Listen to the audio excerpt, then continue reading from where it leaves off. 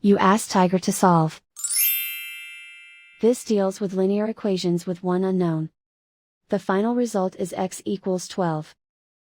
Let's solve it step by step. Group all x terms on the left side of the equation. Subtract 8x from both sides. Group like terms. Simplify the arithmetic. Group like terms. Simplify the arithmetic. Group all constants on the right side of the equation. Add 4 to both sides. Simplify the arithmetic.